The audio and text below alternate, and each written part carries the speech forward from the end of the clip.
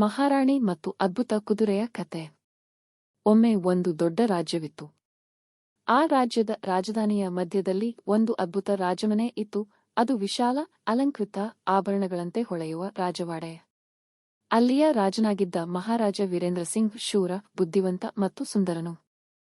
ಆತನ ಪತ್ನಿ ಮಹಾರಾಣಿ ಸುಮಿತ್ರಾದೇವಿ ಚಂದಿರನಂತ ಶೋಭೆಯುಳ್ಳವಳು, ಮನಸ್ಸು ಬೆಚ್ಚಗಾಗಿಸುವ ನಗುಳ್ಳವಳು.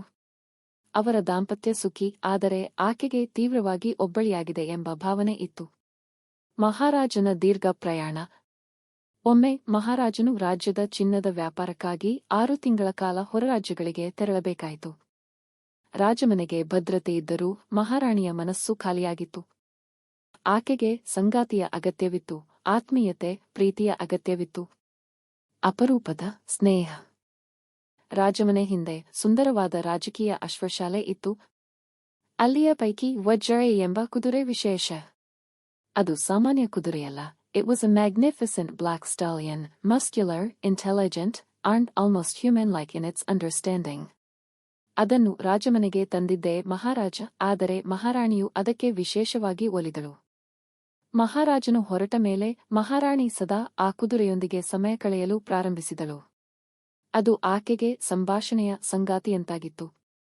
ವಜ್ರ ಆಕೆಯ ಮಾತುಗಳನ್ನು, ಭಾವನೆಗಳನ್ನು ಅರ್ಥೈಸುವಂತಿತ್ತು.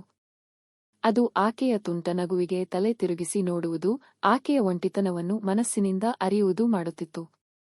ಸ್ನೇಹದಿಂದ ಪ್ರೇಮದವರೆಗೆ.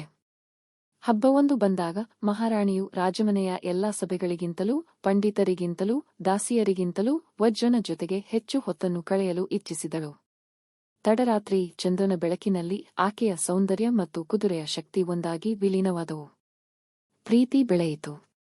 ಒಂದು ರಾತ್ರಿ ಅವರ ಸಂಬಂಧ ನಿಷಿದ್ಧ ಗಡಿಯನ್ನು ದಾಟಿತು. ಅಪ್ರತ್ಯಾಶಿತ ಬೆಳವಣಿಗೆ. ಕಾಲ ಕಳೆದಂತೆ ಮಹಾರಾಣಿ ತನ್ನ ಶರೀರದಲ್ಲಿ ಹೊಸ ಬದಲಾವಣೆಗಳನ್ನು ಗಮನಿಸಿತು. ಅವಳಿಗೆ ಗರ್ಭವಿದೆ. ಆದರೆ ಅದು ಮಹಾರಾಜನ ಮಗನಲ್ಲ.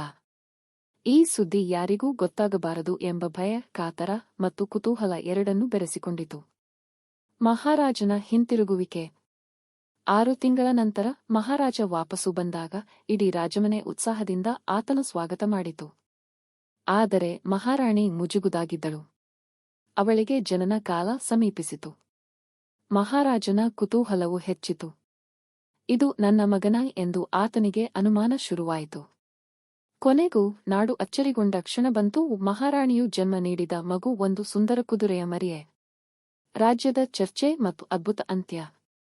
ಈ ಸುದ್ದಿಯಿಂದ ರಾಜ್ಯದ ಜನ ಬೆರಗಾದರು. ಏನಿದು? ದೈವಿಕ ಅದ್ಭುತವೇ?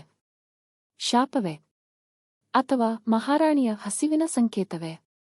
ಆದರೆ ರಾಜನು ಕೋಪಗೊಳ್ಳಲಿಲ್ಲ. ಅವನು ಆ ಮರಿಯನ್ನು ನೋಡಿದಾಗ ಅದರ ಕಣ್ಣುಗಳು ತನ್ನ ಹೆಸರನ್ನು ಪ್ರತಿಫಲಿಸುತ್ತಿದ್ದಂತೆ ಕಂಡವು. ಅವನ ಹೃದಯದಲ್ಲಿ ಪ್ರೇಮವಿತ್ತು, ಆದರೆ ಪ್ರಶ್ನೆಗಳೂ ಇತ್ತವೆ. ಅಂತಿಮವಾಗಿ ಕುದುರೆ ಮರಿ ಬೆಳೆಯಿತು. ಅದೊಂದು ಅತ್ಯಪೂರ್ವವಾದ ಶಕ್ತಿಶಾಲಿ ಕುದುರೆಯಾಯಿತು.